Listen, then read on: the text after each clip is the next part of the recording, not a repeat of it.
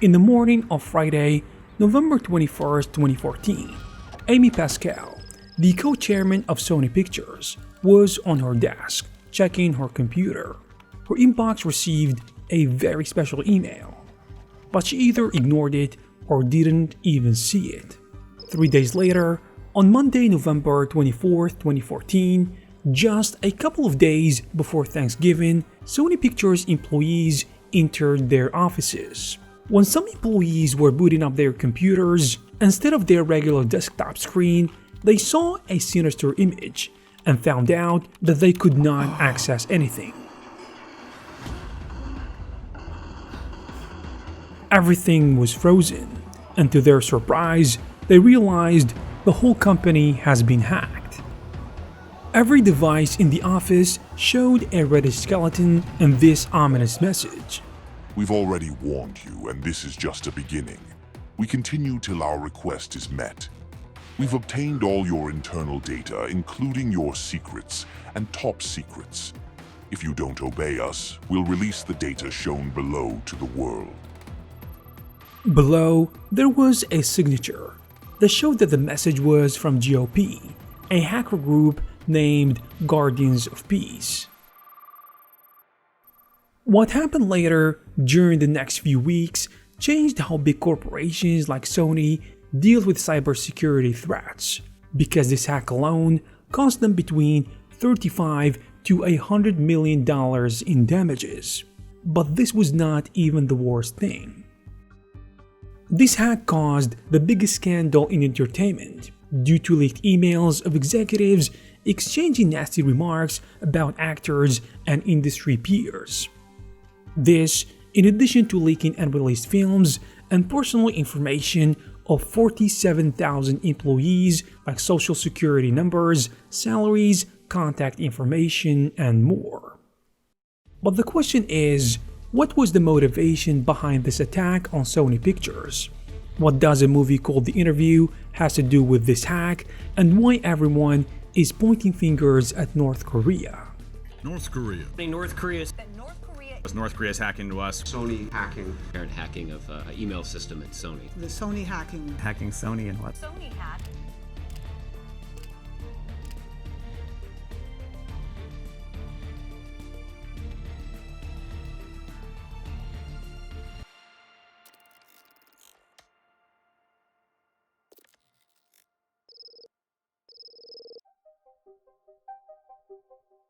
The email that was sent on Friday, November 21st to Amy Pascal was also sent to several high-ranking executives, including CEO Michael Linton. It was from an account named Frank David, threatening Sony and demanding monetary compensation. But none of the threats were taken seriously, or not even looked at in the first place, as many of the executives later in the investigation stated they didn't even open the emails. 2 days after the hack, 4 senior members of Sony Pictures, including Michael Linton and Amy Pascal, received a new email from the GOP that stated, We will punish you completely. I am Apostle of God, the boss of the GOP. We began to release data because Sony Pictures refuse our demand.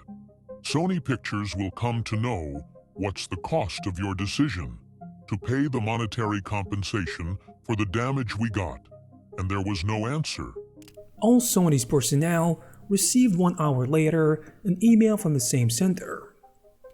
So we hacked and paralyzed the network of Sony Picture warning of the releasing all data. Unless our demands are met, all of the data will soon be released, including private data. But Sony again didn't listen and took no action, which resulted in some dire consequences for the company. The day after that, the GOP started dumping tons of data, including 5 unreleased Sony Pictures movies like Fury, Annie, Mr. Turner, Still Alice, and To Write Love on Her Arms. But what caught everyone's attention was the private emails between Sony's top executives. Everyone now was able to read unfiltered conversations and remarks targeting and insulting the biggest Hollywood stars, including Angelina Jolie, Leonardo DiCaprio, Kevin Hart, Adam Sandler, Michael Fassbender, Jennifer Lawrence, and others. Producer Scott Rudin referred to Angelina Jolie as a minimally talented spoiled brat in an email exchange with Sony Pictures chairman Amy Pascal.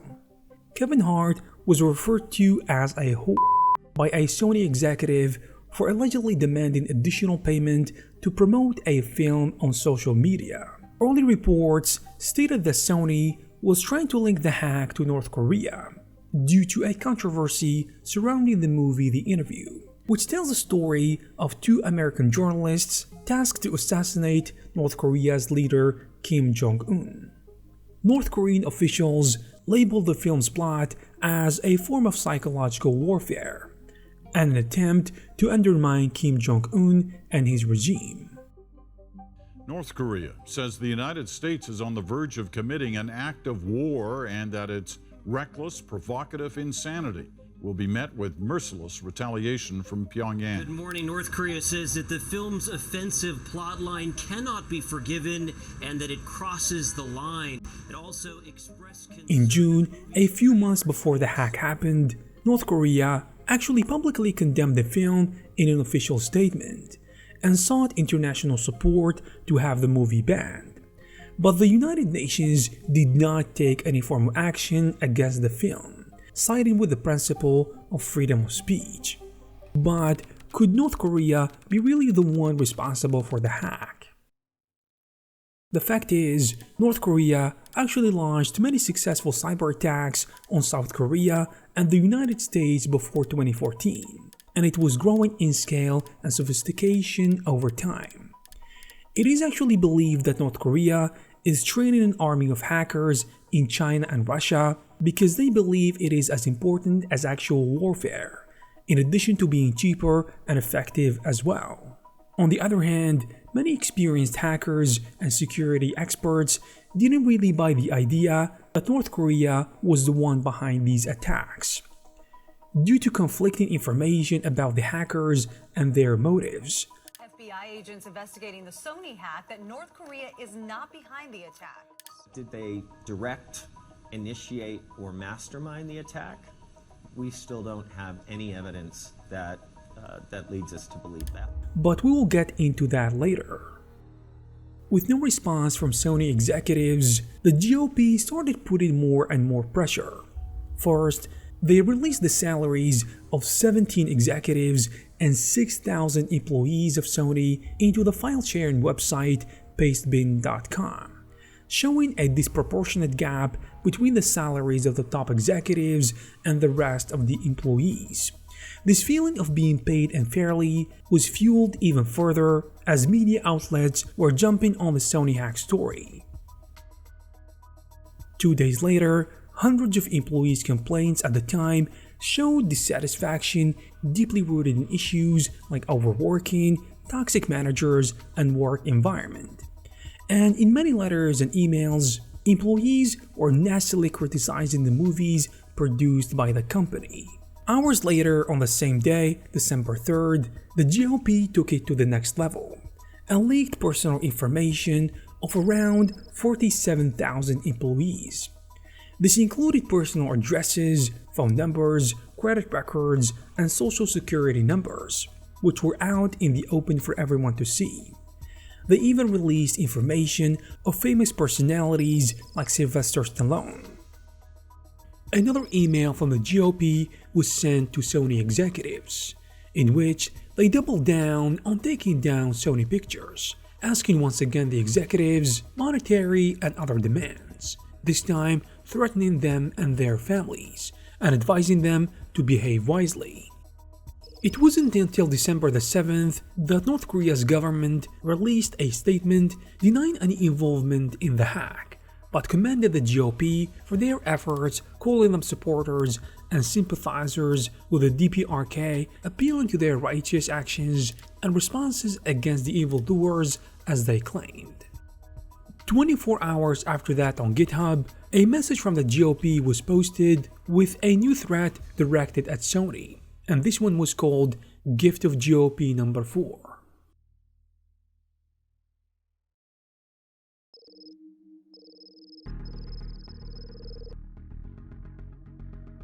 President Obama and the FBI confirmed that North Korea was engaged in all the attacks, and it was the first time that a president has blamed another nation for a cyber attack on the United States and prepared for retaliation and sanctions.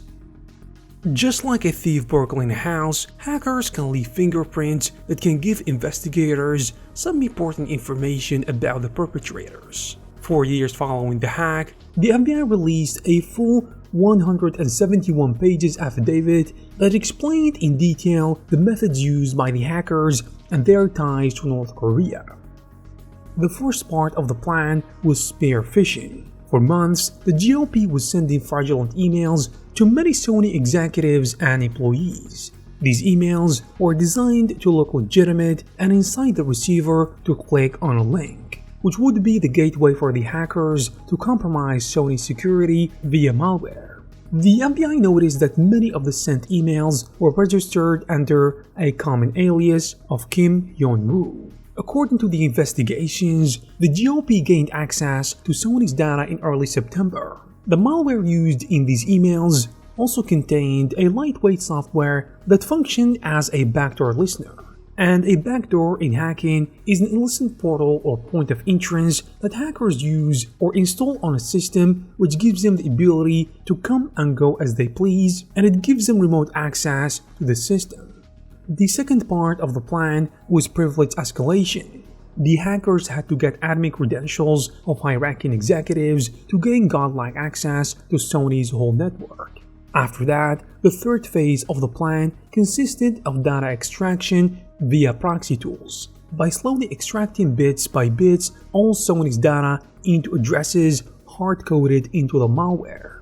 Finally, the malware had only one thing left to do: total destruction and annihilation of all the data. And so, at that moment, on November 24th, all Sony data was successfully extracted and over 8,000 computers were lost. The FBI noticed, while analyzing the malware, that the hard-coded emails were similar to the ones found prior, and they were registered to the same alias of Kim Hyun-woo. But the real evidence was found in the IP addresses. All of them were assigned to a company located in North Korea, and through that, they were able to identify a potential suspect, and that was Park Jin-hyuk, a North Korean citizen who worked as a programmer for a company named Chosun Expo, which according to the FBI is a front company for a hacking organization known as the Lazarus Group. The FBI also tied the group to a number of cyber attacks spanning from 2009 to 2017, using special malware like the WannaCry. Analysts found many other links between the WannaCry ransomware, other hacks, the Sony hack, and North Korea. For example, a report from Symantec, a cybersecurity company, reported that they found 3 other pieces of malware on a victim's computer from WannaCry and found 2 variants of another malware which were also used against Sony. Also, a sample of the WannaCry malware used an IP address as a command and control address. And 2 years later, in February and March of 2016, a North Korean IP address connected to that IP address and connected to a compromised computer that was infected with malware connected to the Sony hack. These similarities and others that are beyond the scope of this discussion, according to the FBI, are convincing evidence to connect the Lazarus Group to the Sony hack, and in turn connect the Lazarus Group to North Korea. But the question now is, why do some experts think it wasn't North Korea behind the Sony hack? For example, Mark Rogers, a cybersecurity researcher and a former black hat hacker, does not believe that North Korea is behind the attack. Rather, some people wanted to take advantage of the situation between Sony and North Korea. It does so because they tried to extort money from Sony, and secondly, because they were talking about abusing employees at Sony Pictures, which according to him does not align with the goals of North Korea.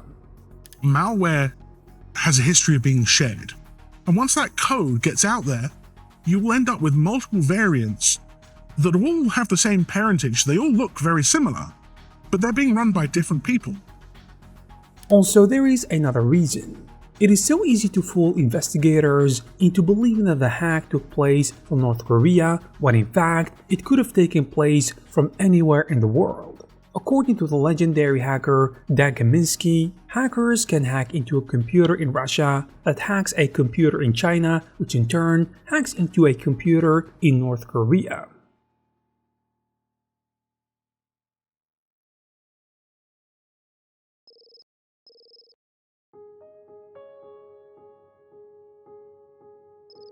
More data was released between December 13th and the 14th, and this time with a message attached claiming that they are preparing a Christmas gift and a large quantity of data.